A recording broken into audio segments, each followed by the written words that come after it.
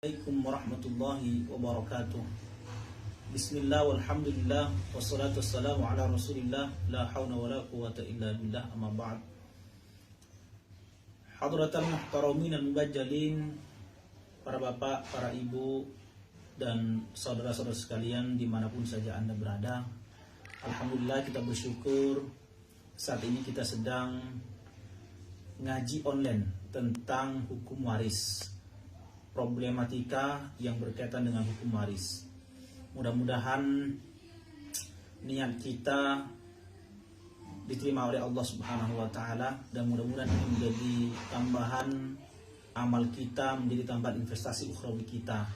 Amin ya rabbal alamin. Para bapak, para ibu, saudara-saudara sekalian dimanapun saja Anda berada, ada beberapa hal yang saya itu kurang tepat yang dilakukan oleh masyarakat. Tetapi ini menjadi kebiasaan, istilahnya menjadi salah kaprah.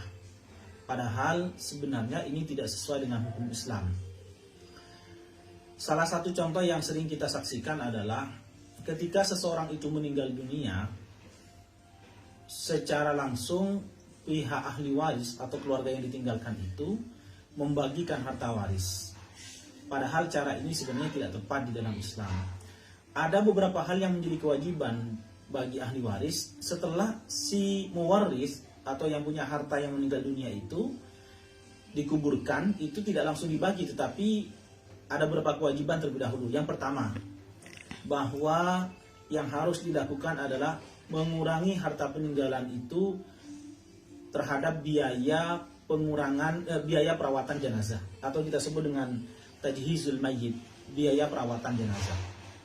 Nah, seringkali di masyarakat kita itu ketika seseorang meninggal dunia, harta waris itu langsung dibagi. Padahal ini sebenarnya tidak tepat. Siapa yang akan menanggung biaya perawatan jenazah? Misalnya biaya pemakaman. Kalau di kota-kota besar, pemakaman itu membutuhkan uang, membutuhkan dana. Jadi di kota besar itu jangankan orang hidup, orang mati saja butuh biaya gitu.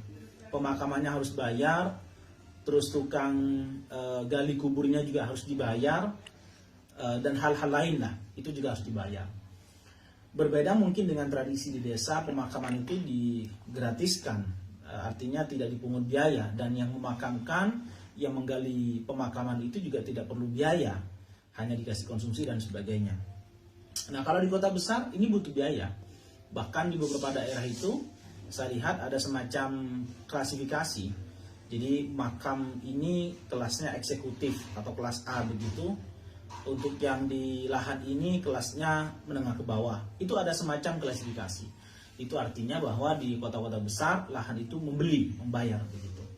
Nah, itu juga harus dikurangkan terhadap harta peninggalan si jenazah tersebut. Jadi jangan langsung dibagikan kepada ahli waris.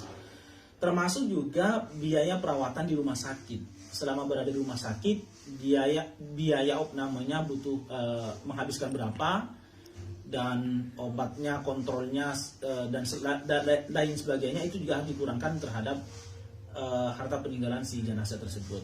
Itu yang pertama. Yang kedua, setelah dikurangi tajhizul mayyit, biaya perawatan jenazah itu dikurangkan juga terhadap hutang piutang.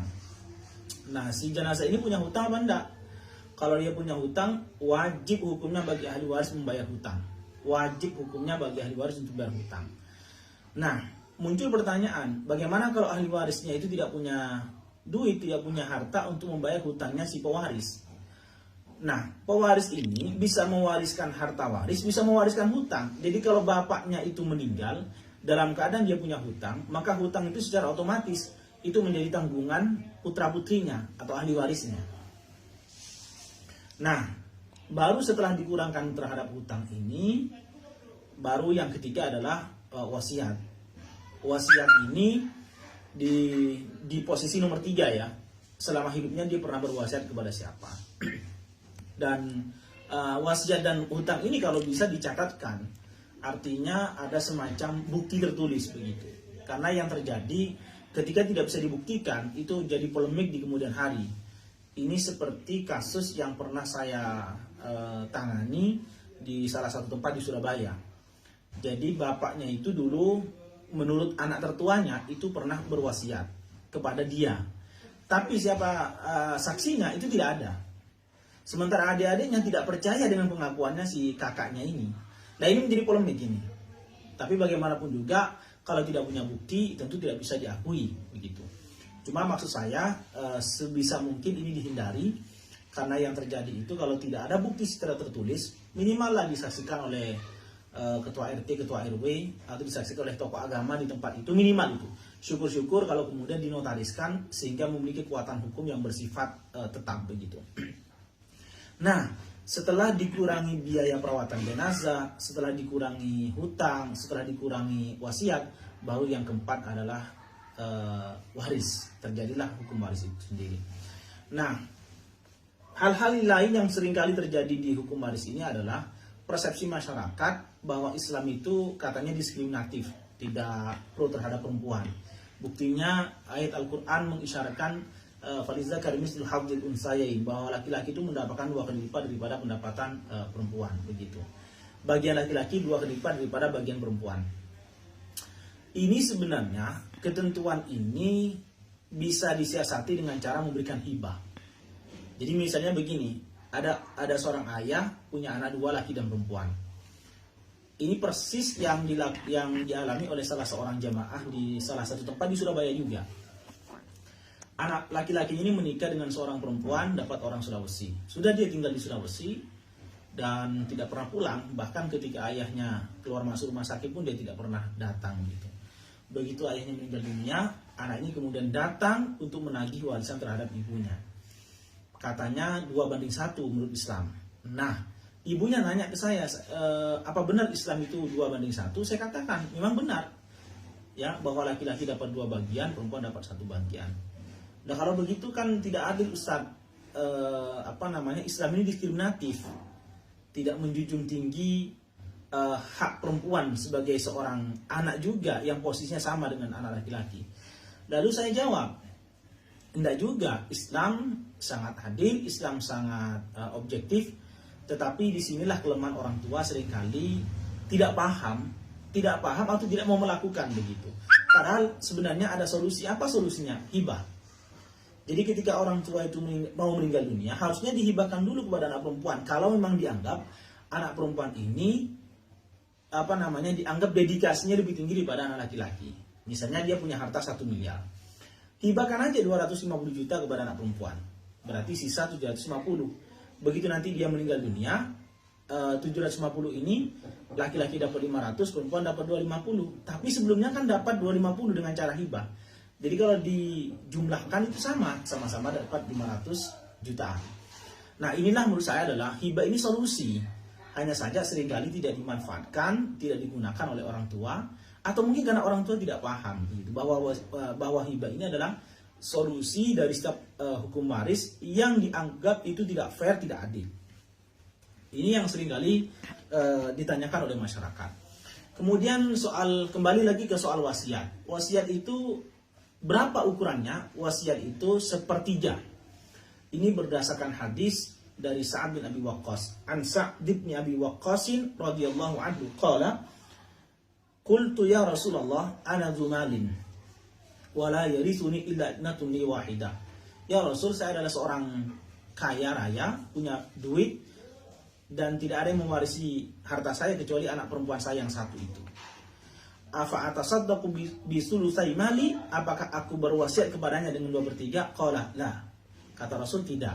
Qultu, aku berkata, kata beliau, afa atasaddaqu bi syatrihi, apakah aku harus berwasiat kepadanya dengan separuhnya? Qala la.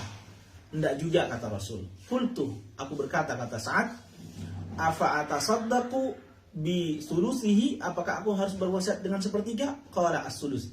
Beliau menjawab, as-sulus 1/3. Wasulus kasir, 1/3 itu banyak. Innaka intadara warasataka awniya'a khairun min antadarahum alatan yatakaffafuna nas. Muttafaqun alaih. 1/3 itu sudah banyak. Kamu meninggalkan anak cucumu, ahli warismu dalam keadaan kaya, lebih baik daripada kamu meninggalkan ahli warismu dalam keadaan miskin, yatakaffafuna nas, meminta-minta kepada orang lain. Hadis ini yang menjadi dasar bahwa wasiat itu maksimal 1/3. Ini bedanya dengan hibah. Kalau hibah itu tidak ada batas. Dan hibah ini juga sama, sebaiknya dikomunikasikan, sebaiknya dinotariskan, sehingga kemudian memiliki bukti atau catatan yang bisa dijadikan sebagai dasar hukum. Ketika nanti di kemudian hari ada semacam gugatan-gugatan dari pihak-pihak tertentu yang tidak bisa menerima itu. Nah, hal lain yang sering terjadi dalam masalah warisan ini, ketika seseorang menghibahkan semua hartanya, itu tolong seorang ibu itu harus dipikirkan. Orang tua, katakanlah ayahnya yang meninggal dunia, lalu ibunya menghibahkan semua hartanya untuk anak-anaknya, ibunya sendiri itu harus mengambil, karena dia juga dapat dari suaminya yang meninggal itu. Nah, ketika ini dibagikan secara keseluruhan, ini kasus yang terjadi di daerah Surabaya Selatan ya. Jadi punya anak 3, rumahnya 3. Rumah ini diberikan kepada anaknya yang 3 satu-satu semua. Suaminya meninggal, rumah 3 dibagikan. Nah, ibunya ini ternyata dikoskan. Dikontrakkan begitu. Ini kan menjadi nelongso ibunya gitu. Dengan alasan bahwa katanya anaknya, ibu kan sudah menghibahkan ke saya, jadi ibu tidak perlu dapat. Karena dihibahkan berarti ini milik saya. Ibu ngontrak saja begitu. Nah, inilah hal-hal yang harus diantisipasi. Orang tua juga harusnya dapat, karena begitu suami meninggal, istri pun juga harusnya dapat begitu. Hal lain yang membedakan antara waris dengan wasiat dengan hibah itu adalah, kalau hibah tidak ada batasannya, kalau wasiat ada batasannya, itu maksimal 1/3, dan kalau warisan itu tidak pernah ada pembicaraan sebelumnya. Artinya terjadi secara otomatis, secara ijbari. Begitu ada orang meninggal, tidak ada hutang, tidak ada wasiat, langsung kemudian diberikan kepada ahli waris. Setelah dikurangi biaya perawatan jenazah tentunya. Tapi kalau wasiat itu berlakunya, artinya harta yang diwasiatkan itu akan berpindah kepada penerima wasiat setelah yang berwasiat ini meninggal dunia. Kalau hibah, di saat dia memberikan, ya di saat dia pula harta itu berpindah kepada orang yang menerima hibah tersebut. Saya kira itu para bapak, para ibu, dan saudara sekalian dimanapun saja Anda berada, penjelasan tentang hukum waris ini masih muqaddimah, masih pengantar, dan insya Allah di lain waktu kita akan lanjutkan dengan pembahasan yang lebih detail kembali, dan mungkin akan kita masuk pada teknis-teknis perhitungan.